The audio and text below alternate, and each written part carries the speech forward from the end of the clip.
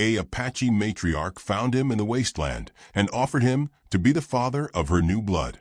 The desert carried him like an old secret, rolling his exhausted body across its breathless heat until he lay half-conscious against a dying mesquite tree. Harlan Vance had forgotten how long he'd been walking. Time dissolved in the sun. His throat felt scraped raw, his heartbeat thin as paper, and as he blinked through the shimmering haze, the world narrowed into one last thought. He would die here, and no one would ever speak his name again. A man unwanted leaves behind no echo. The wind pressed hot sand against his cheek, and even that small sting felt like a farewell. If he had any prayer left in him, it was lost beneath the weight of his regrets. And then a shadow fell across him, neither cruel nor hurried, simply deliberate, as if its owner had been expecting him all along. He sensed her before he fully saw her. The rustle of beads, the soft scrape of leather, the faint scent of sage warmed by the sun. A woman knelt beside him, her silhouette framed by a burning sky. He heard her breath before her voice, calm and measured, like water finding its way around stones. Her hand rested on his chest, testing for life. The warmth of her palm startled him. He had forgotten the sensation of being touched gently. She spoke in a low murmur, her words shaped by both strength and sorrow, and even though he didn't understand their meaning, they steadied something in him. He opened his eyes, and there she was, Ayoka Sani, her dark braids falling forward, her gaze piercing and strangely tender. She did not look surprised to find him. She looked as though she had been waiting. A flicker of curiosity stirred inside him, faint but undeniable. He tried to speak, but his tongue felt like stone. Ayoka tilted a water skin to his lips, guiding a slow trickle into his mouth. The first swallow nearly choked him. The second burned. The third tasted like forgiveness. She watched him closely, her expression unreadable, though her eyes carried a heaviness that echoed his own. When she helped him sit upright, he felt her strength through her steady grip, not forceful, not hesitant, simply certain. It had been years since anyone had held him without suspicion. As he struggled for breath, the memory of the towns he'd been driven from flared like distant campfires, accusing stares, muttered warnings, a deputy's boot nudging him toward the road. People said he brought trouble just by existing. Maybe they were right. Maybe he truly was a man meant for the wasteland. Ayoka studied him as though she were reading these thoughts straight from the tightness around his eyes. Her silence pressed against him, full of questions he wasn't ready to answer. Without waiting for his strength to return, she lifted his arm over her shoulders and helped him stand. The desert swayed around him, but she anchored him with surprising ease. They moved slowly, the horizon wobbling like heat-bent glass, until shapes began to rise out of the dust, clay houses, low and sun-baked, arranged in a quiet ring. Smoke drifted from a few rooftops, curling gently as if welcoming the evening. Children paused in their play to stare. Older men narrowed their eyes. A pair of women whispered behind their hands. Harlan felt every look like a stone striking his ribs, familiar in its judgment, yet sharper here, where he was truly an outsider. Ayoka said nothing, but the way she walked beside him, head lifted, steps sure, told the village that whatever he was not alone under her watch. The air hummed with unspoken questions. Why bring a dying stranger home? Why him? Even he couldn't make sense of it. She guided him into a clay-walled dwelling where light filtered through a woven curtain, softening the world into amber. The air smelled of dried herbs and warm earth, a scent that soothed even as it reminded him how foreign he was to places built with such care. Ayoka eased him onto a blanket near the wall, and when she dipped a cloth into a bowl of water and began to clean his cracked skin, he flinched, not from pain, but from the unfamiliarity of tenderness. Her touch was careful, deliberate, the way one might handle something valuable yet fragile. He watched her hands, noting the small scars across her knuckles, the faint silver line on her wrist, evidence of a life that had demanded both softness and battle. She noticed his stare and paused, her brow tightening slightly, as if wondering whether she should pull away. Instead, she continued her work, slower now, her breath grazing his cheek each time she leaned close. He felt a pull he couldn't name, something deep and startling that made his chest tighten. When she finished tending his wounds, she sat beside him, her knees brushing the blanket, her posture steady but not guarded. He sensed she was weighing whether to speak. For a moment, only their breathing filled the room, hers calm, his uneven. Then she met his eyes with a quiet resolve that made him straighten despite his exhaustion. She told him her name, each syllable flowing with the rhythm of her people. He whispered his in return, though it sounded smaller than he remembered. She repeated it softly, tasting the sound of it, and something in her expression shifted, just a flicker, like sunlight passing through smoke. The air between them grew thick, with a question he could feel but not define. Ayoka finally broke the silence. "You should have died out there," she said, not unkindly, simply acknowledging the truth. "But you didn't. The desert spared you. There is meaning in that."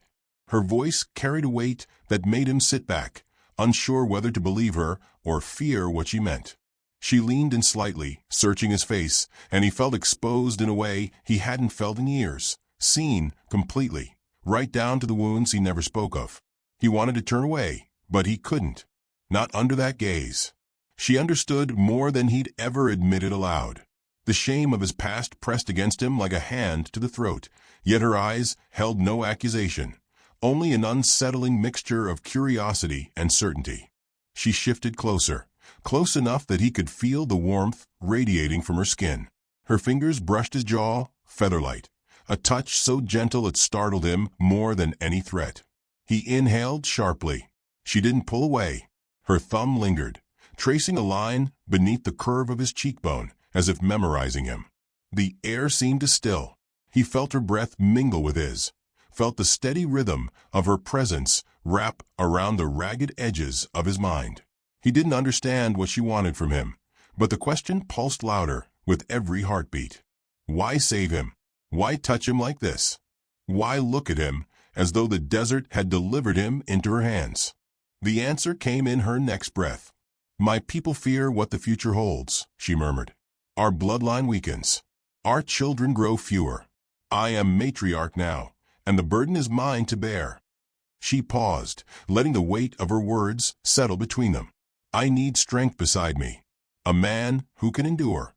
A man not shaped by weakness or cruelty." Her gaze drifted briefly to the scars across his chest, then returned to his eyes. "I chose you." The room felt suddenly smaller, the air warmer. Harlan's heart thudded painfully. He had expected gratitude at most, suspicion at worst, but not this. And certainly not spoken with such certainty. He wanted to deny it, to say she had made a mistake, but his voice refused to form the words. She leaned in closer, her presence overwhelming in its quiet intensity, and for a moment he wondered whether fate had rewritten itself the moment she found him in the sand. Ayoka lifted his hand and placed it gently against her heartbeat. The steady thrum beneath his palm startled him. He had not felt this kind of closeness since long before his exile. She kept her eyes on his, searching for something he wasn't sure he possessed. "The desert did not take your life," she whispered, "so that you could give life." Her meaning settled slowly over him, dizzying and impossible to ignore. She didn't just want a companion. She wanted a future, and she wanted it with him. Her forehead touched his, and a shiver ran through him at the closeness. The faint brush of her lips followed, a soft, steady kiss that carried both question and promise. He hesitated for a breath, then answered it wordlessly. Their kiss deepened with a fragile certainty, a slow merging of two wounded histories finding warmth in each other. When she drew back, her breath trembled against his lips. In that suspended moment, with dusk turning the clay walls gold and her hand still over his heart, he felt something shift inside him, an awakening, quiet but undeniable. He didn't yet know what path lay before them, or why she had chosen him so unflinchingly, but the pull between them was as real as the heat outside. As he met her gaze, steady and resolute, a sensation rose through him, unsettling yet strangely hopeful. Whatever story had begun in the wasteland was not finished here. And as she whispered his name again, soft as drifting sand, he sensed the world beyond that clay doorway waiting to test them both. Bathed in the soft glow of the fading fire, Harlan drew a slow breath. Ayoka's lips were still near his temple, her warm breath brushing against his skin. The moment felt suspended, as though time had paused to watch them alone. He let his fingers trace the contours of her hands, feeling the gentle heat that carried a quiet reassurance he had not known in years. The desert's harshness, the loneliness, the scars he had carried, they softened, just slightly, in that one precious instant. Ayoka moved her hands delicately over his, and Harlan felt her spirit settling into his presence. Her eyes, locked on his, held the faintest shadow of pain from the past, but alongside it glimmered a spark of something new, a force quietly igniting between them. He remained motionless for a heartbeat, then gently rested his head against her shoulder. She folded herself around him, pressing close, and for the first time, he truly felt the weight of solitude lift. "We'll need time," Ayoka whispered, her words barely more than the brush of wind, her breath warm against his ear. Harlan nodded, his fingers still entwined with hers. The rhythm of her heartbeat matched his own, sending a quiet tremor through him. In that fragile silence, all the world's past cruelties, dangers, and burdens seemed to dissolve. Just the two of them existed, breathing, feeling, and beginning to trust. Morning came with pale, golden light stretching across the plains. Harlan awoke to find Ayoka tending the fire again, small iron pots of water and grain arranged with quiet purpose. Her movements were deliberate, graceful, each step measured, yet every gesture radiating calm authority. Even in her softness, he recognized the power that had carried her across hardship and betrayal. He approached, and the faint sound of his boots did not startle her. She looked up, serene. "Good morning," he murmured, voice husky with lingering nighttime warmth. "Good morning," she replied, her tone even measured. Not a word wasted on blame, just acknowledgement. Harlan marveled at the subtlety of her presence, the quiet authority that didn't demand attention but simply existed, compelling notice. They sat to a simple breakfast in companionable silence. Every movement of hers told stories of endurance, of struggle, of survival. She had been taken, sold, and forced to endure, yet here she was, reclaiming strength quietly, with dignity. Harlan noticed the subtle tension in her hands, the way she flexed her fingers to soothe rope burns and scarring. He offered her balm, which she accepted hesitantly. "Your hands," he said softly, "please let me." She paused, eyeing him cautiously, as though the world had long ago taught her mistrust. But slowly, she extended them. He held them gently, smoothing the salve over the tender skin, and her breath caught at the cool touch. She didn't recoil. Not once. "Thank you," she whispered, and in those two words, there was a universe of gratitude and relief. "You're safe here," Harlan said, releasing her hands reluctantly. "No one will take you again." She lowered her gaze, then glanced up at him. Something in her eyes shifted, not trust fully formed, not yet, but the fragile beginning of belief. A step toward surrendering to the idea that safety could exist beside another person. "What will you ask of me?" she asked softly, the words tentative. "For staying." Harlan blinked, surprised. In her world, kindness had always demanded a price. He shook his head. "I ask nothing, only that you rest, eat, heal." A small, fleeting smile brushed her lips. "And if I want work?" He chuckled. "Then you can tend the chickens. They obey you better than I ever could." Her laugh came then, low and gentle, a sound so rare it seemed to fill the cabin like sunlight. In that laughter, years of fear and grief seemed to loosen their grip. As the day passed, their connection deepened, not through grand gestures, but in shared silences, exchanged glances, and subtle acts of care. Every touch, every smile, every quiet word was a seed growing into trust. Harlan found himself drawn to her strength and her tenderness, a combination that made even the harsh desert seem bearable. That night, when darkness enveloped the cabin, Ayoka took Harlan's hands in hers. "I want you with me," she said, "through every danger, every night, every moment." Harlan held her hands tighter. "I will be with you, always." His voice was firm, unwavering, carrying the promise of protection, devotion, and love. Slowly, they leaned into each other. Harlan's lips met hers first softly, then with growing certainty, a kiss that spoke of mutual respect, desire, and burgeoning trust. Ayoka's fingers traced his jaw, his neck, exploring each contour with reverence and intimacy. Every brush of skin against skin conveyed the stories of their wounds and the promise of healing together. The night became a sanctuary. They shared more than kisses. They shared unspoken fears, whispered regrets, and quiet hopes.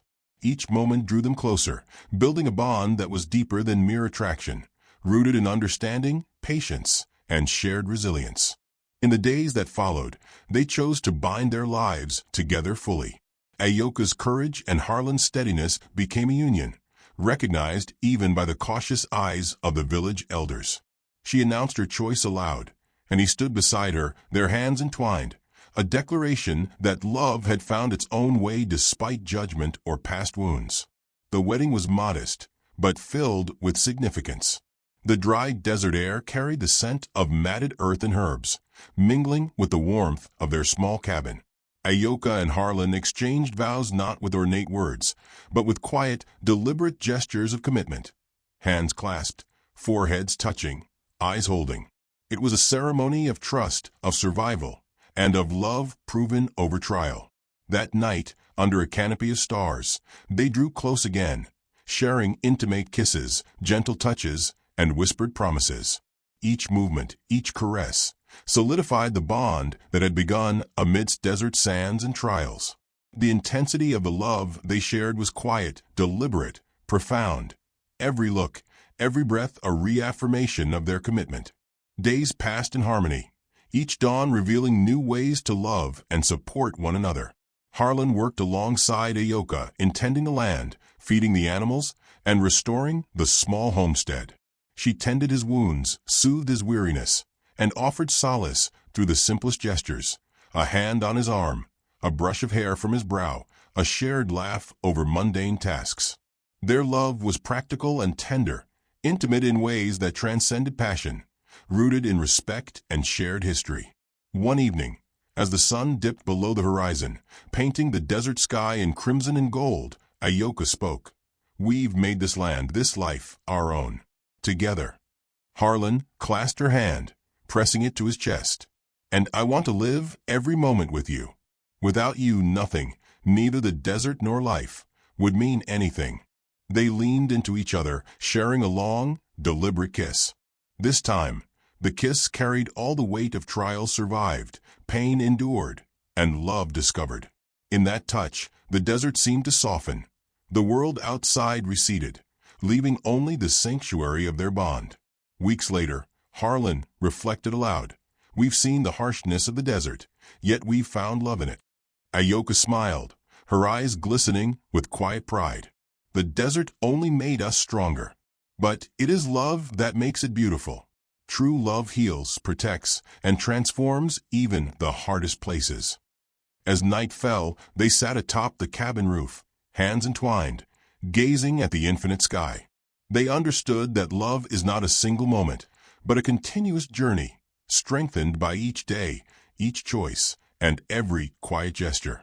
The desert had brought them together, but it was their courage, patience, and mutual respect that made their bond unbreakable. They had turned pain into tenderness, fear into trust, and loneliness into companionship. And so the story leaves a lesson, soft yet enduring. True love is found not in grand proclamations, but in the gentle acts of presence, trust, and care. Even in the harshest deserts, love grows where hearts dare to meet, nurture, and believe in one another. Life may test you. The world may challenge you.